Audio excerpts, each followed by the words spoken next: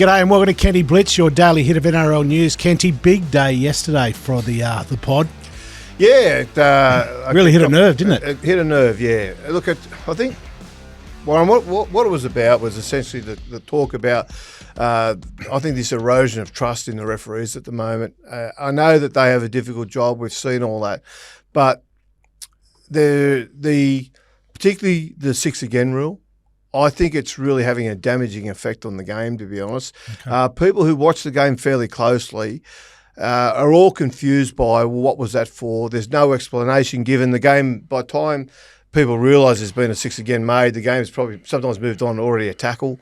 And the problem with that is there's no breakdown of, okay, what was that for? So there's no consequence, and there's no ownership of what the decision was for.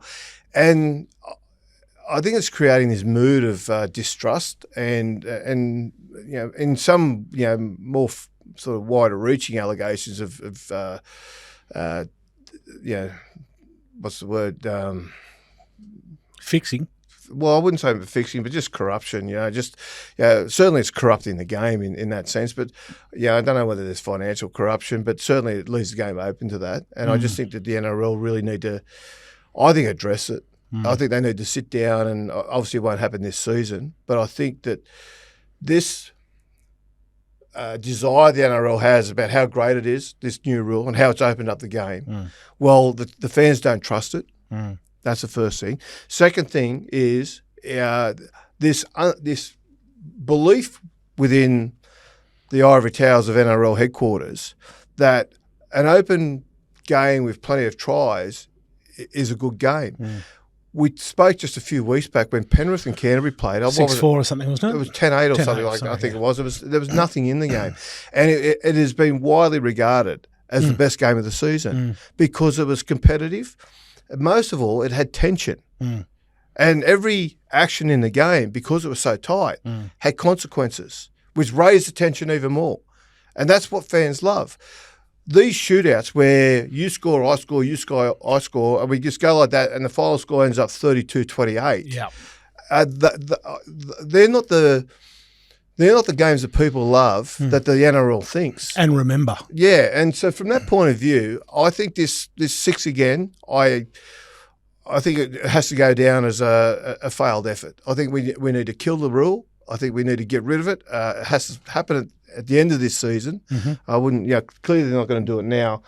But I think the NRL's got to be grown up about it. It's just say it's eroding trust. It worked for a little while. It doesn't work anymore. Well, look.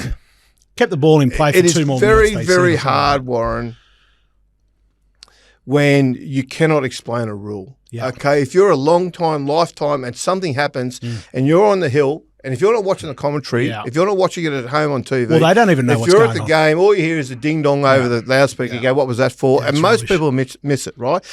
Now, that is a problem in itself. But the other problem is you're just eroding this trust in the game. And I just think that the game doesn't deserve that. I think we need to essentially just get it right. And I just until they do, the game, it's got to be there for the fans. The fans don't want it. Well, that's the main Kenty, you've been in the game a long time, right? Yeah. Have you ever been kind of disillusioned as you are at the moment?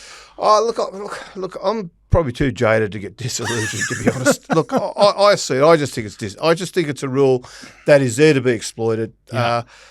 And I just by everybody, by the players, by the administrators. But the other thing is, it creates a real cynicism in the game too, because teams and fans will allege that certainly look, we all believe there's a square up, okay, and a guy told me this morning, he was reading comments, whatnot, and one of our viewers have pointed out how often, and this is 100% correct. There was a time where if you trailed by 22, 24 points at half time, you were never going to get back in the game. Yep. Okay? And if by some odd circumstance you came back and you won, it was seen as one of the great comebacks. It's happening nearly every weekend now.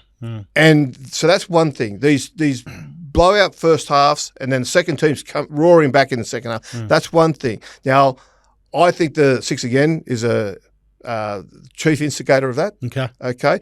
Now, the second part to all that, though, too, is it's a real cynical look at what the referees are doing.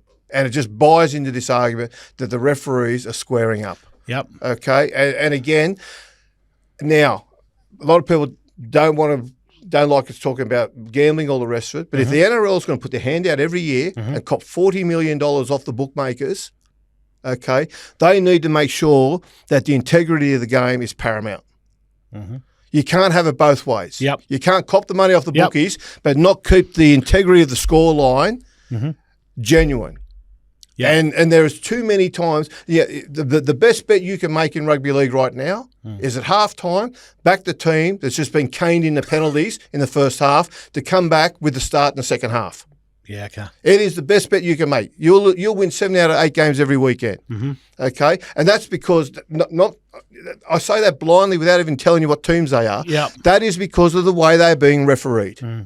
Because the referee's managing the back end of the game, and they'll deny it. They won't. Well, they don't even deny it. They don't even acknowledge it. They just pretend that it just hasn't been said. But that is part of the game that people are sick of. And I tell you what, I've said it before. If you keep going down this slippery slope where you just package the game as a TV product and not a sport with integrity and with values, and sometimes the bad guy wins in sport. Sonny Liston said it. Sometimes, the bad guy wins and I wear the black hat. Yeah. Okay. Sometimes the guy in the black hat wins. Yep. Okay. In their cowboy movie, that is sport. That's the majesty of sport. You cannot keep managing these results. They might deny it's happening, but fans aren't idiots. Fans are seeing what's going on. You know what I think the frustrating part is? You cannot find any information on NRL.com or any statistics on six against. No one knows what they were for. Because we're mushrooms, kept in the dark and fed. You know what? That's it. If the stats can't, look, you cannot get the stats out there on those things. No, you cannot find them. And even when it happens, you're like, "What's that? Was it for what was it for holding down to play the ball? Was it for offside? What was it for?" Yeah, there's no explanation given. Yeah, but the less information we know, the less clarity there is around those decisions. Then the less inspection you can put under it, put it under. Okay, so from that point of view, again, I think the NRL are doing the fans a real disservice. Yeah, it's not good enough. It's definitely not good enough. Which kind of takes us into what happened with Flanno, and the NRL haven't fined Flanno. No, Are you surprised about that? Oh, look, you know what that is? That's a concession that he was right. Right. So the NRL, just for those listening, the NRL came out at the start of the year. Andrew Abdo, the chief executive, said from now on we're tightening the rules around criticism of the referees. The coaches are unable to criticise referees after a game. Flanno just went nuclear on the weekend. The NRL's come out, endorsed the actions of the bunker and the referee. Said they were right. Said that they got it right. Yeah. Which would then indicate that Flanno's even more wrong in his criticism. But they've decided not to fine him or not to even do anything about it, which to me is a silent admission that he is right, that the referees did get it wrong, and that the NRL once again is not owning up to their own failings. Or it could be another thing and they're trying to sweep it under the carpet so nobody talks about it and they just move on. Well, that's true. But again, for the integrity of the sport, rules are rules. I don't want Shane Flanagan fined, but I thought 100%. I thought he went into that press conference knowing he was going to get fined and prepared to pay the fine just to get that message out. I was adamant that was the case. And the lily-livered, while I'm on a Western theme, the lily-livered NRL, they have decided to just give him a free pass on that one. Which has stunned other coaches around the game. They're just thought, wow, can you get away with that? Yeah, so that's going to be might be a pile-on from now on, right? Well, I just think it's weak management. I think it's dishonest management. I think it's them not being accountable. And I think they are really losing favour with a lot of fans over this. I think it's, I worry about, look, the game's never going to die, but bigger than ever now. It is bigger than ever. And more money there than are a lot ever. of winners, and they will probably, Warren, what frightens me is what you just said is that's their justification for allowing what's going on to continue to happen. That worries me. Do you think the product is poorer now than it was, say, pre-6 again? I don't think the game's. I don't think it's changed it that much. Okay. I don't like how you can go on runs. I think that the referees are just they're Yes. tuned in, and teams are going on runs. And like I said, look, we saw what Canberra got out to 20-odd nil lead, 22-0 lead. I think it was against Canterbury. They came back.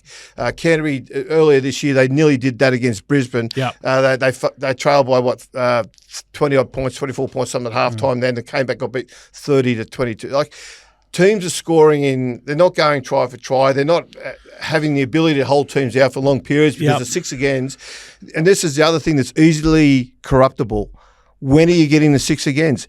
To get a six again called on tackle 1 for a defence is far more advantageous than if you're getting it called on tackle 5. And just like if it's halfway or if it's in the 20 red zone or where, it depends on where on the field it is. Okay, as well. and there's a lot of talk that a lot of these are happening in opposition, like in your own in your red zone when you've got the ball, in their red zone when you've got the ball, and that can come down to the fact that yes, the defence might be laying on a bit longer to try and hold them down. You see, there's ways to justify it. I get all that. I'm smart. I've been around the game long enough, and I'm smart enough to know there's 1,000 ways to skin a cat, and I could sit there and sit in the NRL's offices now and justify it all. But it ain't right. It's just not right, and eventually people are going to wise up to it. And I think they're starting to. I think a lot of people are starting to. They're jack of it. I want to make special mention of a comment overnight from a guy called Jack4215. It's a good comment, right? Adam G called a try in the Broncos versus the Warriors, and the bunker had to overturn it. They was scored, but the ball never got down, and Adam G was right there and awarded it. Similar to what happened in the game. Yeah, that can happen, though. Sometimes the referee can be blocked or whatever. He can think the ball got down and it didn't. Anyway, so he says that's the second time Adam G doesn't send the decision to the bunker when the ball never gets down. Aiken's got the Carraz play the ball wrong from the bunker when G got it right on the field without replays. On the weekend with Leilua? Yes. That's been a ball plan all year. And that's the first time that the bunker hasn't agreed with an on-field ref with the play of the ball all year. Yeah, I don't know what's going on there. Look, he's correct, Jack 4125, whatever his name is. But 4215. But the well, he says Atkins had a shocker. Klein and Sutton have been the best for years and still are. I just think that the NRL are feeding the cynicism. And they've got no way. The NRL can't even explain themselves. That's the sad thing.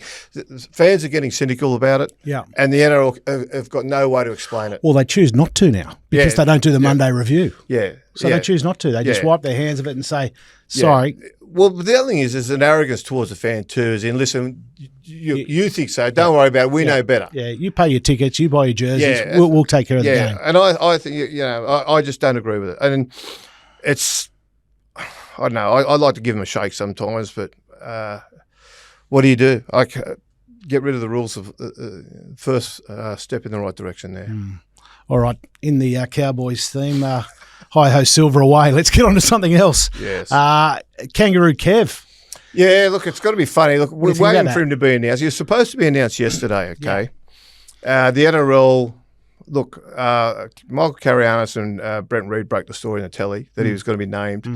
And for whatever reason, it looks like the NRL thought, we can't look like we're following in the media. Seriously. Yeah. But so they've delayed announcing it. Yeah. But then Cameron Smith came out last night on 100% footy and basically told everyone there that Peter V'landys had rang him a couple of days earlier and told him that Kevy's got the job. Yeah. And that there wasn't really an interview for Cameron, but they sort of thanked him for his interest. So I don't know why we're going through this charade now of not naming him, other than the NRL don't want to appear to be being dictated to or being beaten to the punch by the media, which, again, for an organisation, it shouldn't even be paramount in their minds. Well, I was watching Fox Sports on Sunday, and Kevy was on the panel. Yeah, and knew he had the job. Yeah, and they congratulated him on the job. Yeah. And he was a bit embarrassed and said, look, I can't speak about it till tomorrow, but, this is great. And And again, he said he can't speak about it till tomorrow. Cameron Smith said last night that he thought it was going to be announced yesterday, but the NRL... honestly, some wood ducks in there, I can tell you. But, but anyway. What is a wood duck, by the way? Just a moron. Okay.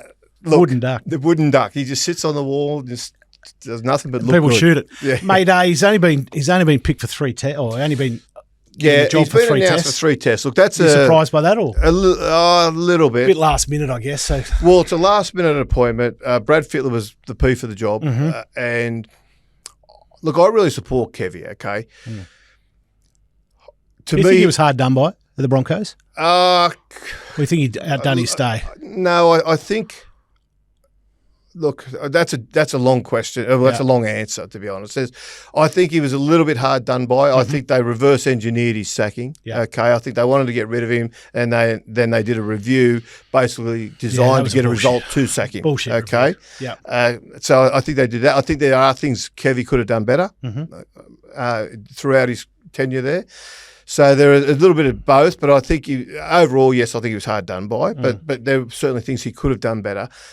But as far as the Australian job goes, he ticks all the boxes. He's played for Australia, which is not a necessity, but I think it's nice to have. He's coached at NRL level. He's had success at NRL level. He's coached at Origin level, and he's had success at Origin level. So he ticks all the boxes there. And the difficulty about coaching, this tours are different from just being the national coach and doing, a tournament at home or whatever. Okay, How so? You got to get the mood right. Okay, it's not just about coaching the game. It's not just about tactics. It's just not about picking the right team. I remember talking to Bozo Fulton years back. He took over the Australian job. Now he was a Kangaroos captain. Back when captains had more influence over the squad than coaches did back in the 70s and whatnot. He was brought back to captain the 78 Kangaroos because they needed a leader. And he was a very good, obviously brilliant player, very good smart guy. Captain, knows his footy. Now, when he took over the Australian coaching job in 1989, this is one of the great controversies in the game, actually. He took the Kangaroos to New Zealand for a mid-season test series against the Kiwis. Now, this was at the height of Origin rivalry. Wally Lewis is the Australian captain, and Wally Lewis is also the Queensland captain and had this pathological hatred for New South Wales. And it was only a 3-week tour. And when they were there, Wally Lewis refused to speak to the New South Wales players, even though it was an Australian team and he was the captain. And the hatred carried through, okay? And Bozo thought to himself, how am I going to get through 3 months next year on the Kangaroo Tour with this bloke? Because it affected the team. The New South Wales players didn't feel part of the team. There was resentment between the New South Wales Queensland players. And as an Australian coach, he was trying to bring them together. And Wally Lewis was a stumbling block in that instance. So Bo's had a quiet word the following year when the Kangaroo Tour was getting assembled and they had all their medicals. And if you remember, Wally Lewis had broken his arm through the year, come back, he was playing with a big arm guard, but he insisted he was right to play. And Bozo just looked at the medical staff and just went like this and so they just went up and grabbed Wally by the arm and said, mate, sorry, it's not ready yet. And they ruled him out. Well, it's funny because Chimes did one with Dr. Nathan Gibbs. And he was the doctor. Yeah, and they talked about it. Oh, good. Okay. Well, he was the doctor. Okay. Yeah. He was the one that ruled him out. He ruled him out, yeah. He ruled him out. And that was essentially because Bozo didn't think he'd get on with the other team. Well, he couldn't imagine having 3 months together, living together, training together. Basically, you're with each other 90% of your time awake. And to get through 3 months of that, players at the best of times can have a little bit of a disagreement or get annoyed by someone. Some guys just, I've had too much of him. I just need to be away from him. And Wally, unfortunately, Wally's a changed man since he's had the operation for his epilepsy and all the rest of it. And Wally's admitted himself that he was hard work at the time. He was. And so so part of taking away a touring team from Kevy's point of view is you control the mood. Within the squad, you got to know when to let them let the leash go a little bit longer, or when to pull them back in. Kevy's very good at that. Kevy's very good at keeping the energy up, keeping the mood up, keeping everybody happy. He'll have help around him. I hope he has Cameron Smith as his assistant. Cameron Smith, his ability to identify players and what they can do for you in the team and what you need to win a game is second to none. I think he will help Kevy immeasurably in that area. So I hope he takes Cameron Smith away as his assistant. I think he will. But Kevy, from that point of view, he'll take a squad away and he will do a good job in that regard. So I think in that respect, he's a perfect coach, particularly for a touring team. And maybe the ARL didn't put him on for more than 3 games because he's a chance at one of the jobs next year as well. Well, that's part of it, yeah. But I also think it's just been so rushed. Too quick. I think they give him this job, see how it goes, and they can always have a conversation with him after it when it's over. Seems crazy they rushed the decision when they've known about the tour for so long. But anyway, he may be out with he may not. Nothing's organised with the tour. They haven't even booked their hotel rooms. Yeah, right. Anyway, we've got a few maybe spare rooms. We've got a fair spare. If they need tickets, we've got those too. It looks like they might be out without Haas, Tino and Hammer. Yeah. Look, that's going to Samoa. Look, the word going around there is they're looking to play for Samoa. They apparently have been discussing it throughout Origin. Payne Haas has indicated before he'd like to play for Samoa. Tino has played for Samoa, and the Hammer, Tabi Waifedo, has played. And there's the understanding is in the game is that they will probably pick to play for Samoa at the end of this season. You cool with that? Yeah, look, it's not up to me to tell them who they should play for. Grow the international game. Yeah, look, I'm all for that. Okay, look, you play where you're content. I'm okay with that. Yep. It's their decision. It's got to make what it does is it awakens the international scene. Yep. And it brings England into the contest if you haven't got those 3 players, because normally you'd run out with Haas and Fasul Malawi as the as your starting front rowers, and your opposition's terrified. Yep. Okay, but if they're not going to be there, then they move on. But I think good on them. Yep. Yeah, it's their call, and hopefully they play well. So, Kenty, in a bit of club news, Mitchell Moses back for Parramatta. Yeah, look, I'm really looking forward to that. I think it's the start of the new era for Parramatta. Okay. Look, I've been really impressed with how they've grown throughout the season. Parramatta, they were a shambles at the beginning of the season. You could see that they were clearly confused with what Riles was trying to teach them defensively. One guy was going left, the other was going right.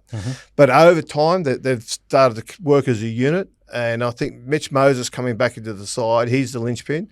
I think we start to get a bit of a look at what they look like and how they're going to shape. And I know there's a lot of suspicion, and a lot of fans are a little bit they've done nothing yet, or you guys are calling too early. But I think Riles is a quality coach, and I think you can already see the impact he's having on Parramatta. And I think Mitch Moses coming back is really going to shine a light on what they're capable of. And Parramatta are a side on the up. They've had a lean trot recently, and they didn't start the season real well, but they are really a side on the up, and I think there's some bright days ahead for them. Well, I hope so for the Parramatta fans anyway. Munster, question mark this week. You think he'll play? No, I don't think he will. I don't think he should. Thing about Warren, I know he played that magnificent Origin game after his father's death, but sometimes with emotion, you can bottle it up, but you can only bottle it up for so long. He bottled it up, and he turned it into a pretty inspirational performance for Queensland. He didn't play well on the weekend. No, probably needs some time to grieve. And look, I think he's just having that emotional sort of release, and I think that's still continuing. The Storm are playing Thursday night, and his father's funeral's on Friday in Rockhampton. So I just think it's one of those things that he get through this week, and be with your family, and then. Come back again next week. But I think the worst thing you can do is try and get another performance out of him on Thursday night. Yep. Mate, bit of signing news now. Josh Papali looks to get another season at the Raiders. You surprised by that? Or? Well, it's going around. Look, it's not 100%, but the word is he's having second thoughts about moving to English Super League. He's always said he never wanted to play against the Raiders.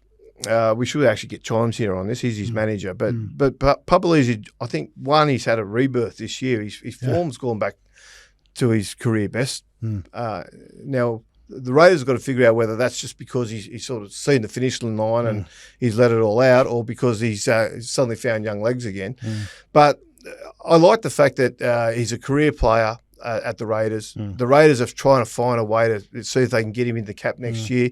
He certainly won't be on top dollar if they make it work that he's on right now, which is the reason they've had to move him on. To keep the care of your salary cap, you can't just keep them all. So I'd like to see him stay another year, but you've got to be a little bit careful. You can play a season too long, so. But it's nice that he does want to play against the Raiders too. But again, we'll wait and see there. In other career club players, Alex Johnson has re-signed, or looks to have re-signed with South, and also the Turbo brothers look like isn't that good news? Well, it's just good news. I think if the clubs can find a way to keep them, if the NRL allows the word reduction, I suppose, in salary cap to keep them in, because as they get older players aren't worth what they were when they were in their prime. The NRL probably needs to recognise that a little bit. So it's great when club players stay at their clubs like those guys, and they become one club players. Yeah. Kenty, I want to ask you something now, because let's talk about Penrith. They played well. Yeah. They're back in the game now. They were last not so long ago. Are they a premiership chance? Yeah, they are. Look, they haven't... Since they were running last, we all thought, wow, look at this. They haven't lost a game. Okay? So they are... The thing about Penrith is they're back playing football close to what they have been playing to win those premierships. They're not the same team. Okay? No. They are not the dominant team that they were.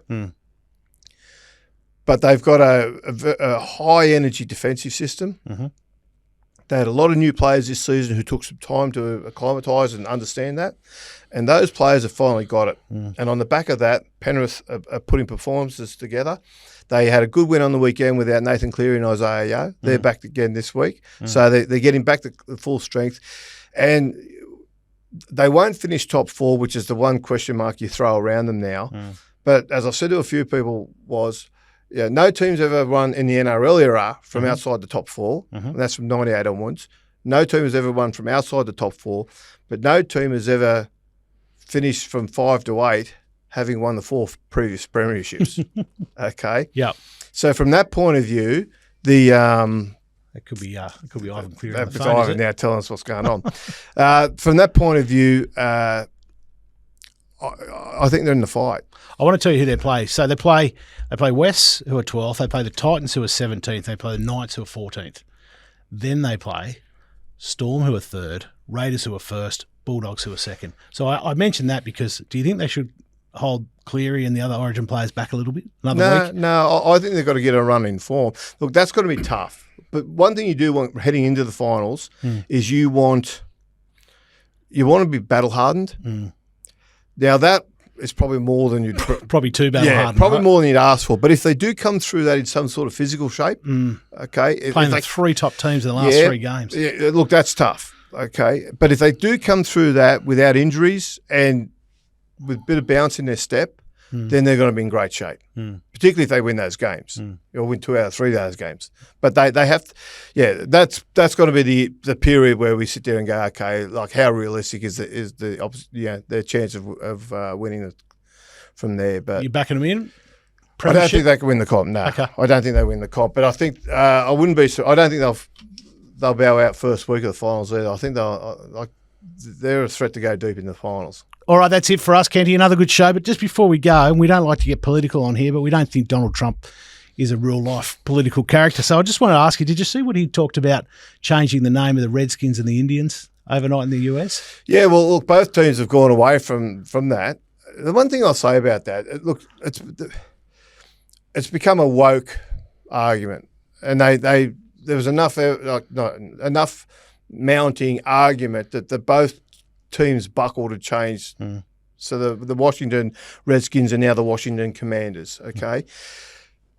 No organisation has ever named their emblem, for want of a better word, with a view to wanting to exploit it or ridicule it. They actually do it as a galvanising symbol to be proud about and to get behind. So I don't cop the argument that they're exploiting the Native Americans. I think that's just complete rubbish, right? We'll have this conversation here at some point, okay? It'll happen here. What do you think Albo would do? Well, you know what he's going to do. But the point is, it's actually there, I think, in some ways to celebrate that heritage and that culture. That's what it's not there to be exploited or ridiculed. That's what people don't get. Non-sporting people who just have a separate political agenda get involved, and they get enough momentum to be able to force change. You know what? Bugger off, stay away from sport, because they're not there to exploit. They're there to actually hold up as a symbol to be proud of. People want to be proud of their team. They don't want to be embarrassed about it. Like, come on, mate, the capacity for idiots in this world.